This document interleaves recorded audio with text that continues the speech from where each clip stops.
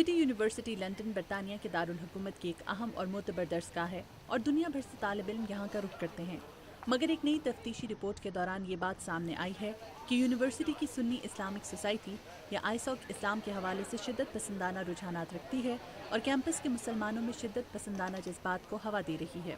اس report کا محرک Islamic society کے صدر کی جانب سے دیے جانے والے جمعے کے خطبات ہیں۔ جب وہ ہمیں یہ بتاتے ہیں کہ اسلامی معاشرہ چوری کی سزا چور کا ہاتھ کاٹنے کی دیتا ہے تو وہ درست ہے۔ جب وہ ہمیں یہ بتاتے ہیں کہ اسلام میں ایک مرتد کی سزا موت ہے تو وہ درست ہے۔ کولیم فاؤنڈیشن کی لوسی جیمز اس تفتیش کی سربراہ تھیں۔ ان کے مطابق اسلامک سوسائٹی کے بعض اراکین تشدد کی ترغیب دے رہے ہیں۔ یہاں پر اسلام کے حوالے سے پرتشدد جذبات کو ہوا دی جاتی تھی، مثلاً وہ لوگ جو دن میں 5 وقت کی نماز نہیں پڑھتے ان کے مطابق واجب القتل ہے، یا پھر کیمپس میں ان اسلامی شخصیات کو مدعو کرنا جو ہم جنس پرستوں کے خلاف ہیں، لہٰذا یہ وہابیت کی ایک انتہائی شکل تھی۔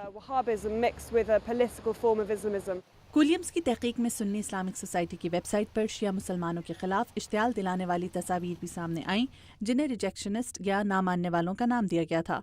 سٹی یونیورسٹی کی اسلامک سوسائٹی سے انٹرویو کے لیے رابطہ کیا گیا مگر انہوں نے جواب نہیں دیا۔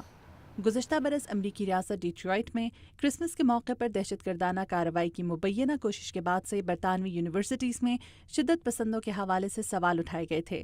کرسمس کے موقع پر مبینہ دہشت گردی کی کارروائی میں ملوث عمر فاروق عبد المطلب نے یونیورسٹی کالج لندن میں 3 سال گزارے تھے اور وہ دوسرے سال اسلامک سوسائٹی کا صدر بھی بنا تھا۔ بعد میں وہ مزید تعلیم کے لیے یمن چلا گیا اور قیاس کیا جاتا ہے کہ وہاں القاعدہ نے اسے اس حملے کے لیے مدد فراہم کی تھی۔ UCL نے یہاں عبد المطلب کے زمانے کے حوالے سے اپنے طور پر تحقیقات کی ہیں۔ پروفیسر اینتھنی فنکلسٹائن کا کہنا ہے کہ شہادتوں کے مطابق عبد المطلب UCL میں دہشت گرد نہیں بنا تھا۔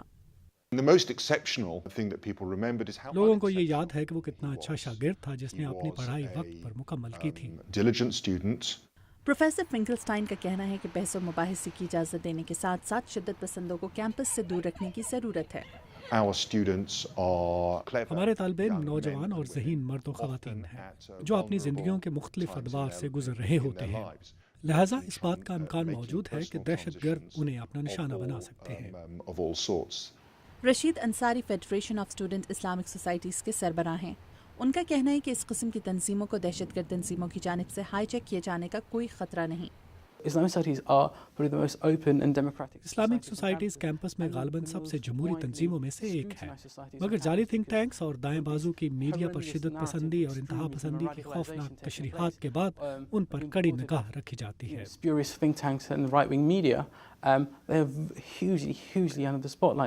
یونیورسٹی حکام کا کہنا ہے کہ وہ ہر طالب علم کی سرگرمی پر گہری نظر نہیں رکھ سکتے اور نہ ہی انہیں ایسا کرنا چاہیے، مگر انتظامیہ شدت پسندانہ جذبات کے پھیلاؤ کو روکنے کے حوالے سے اپنا کردار ادا کر رہی ہے۔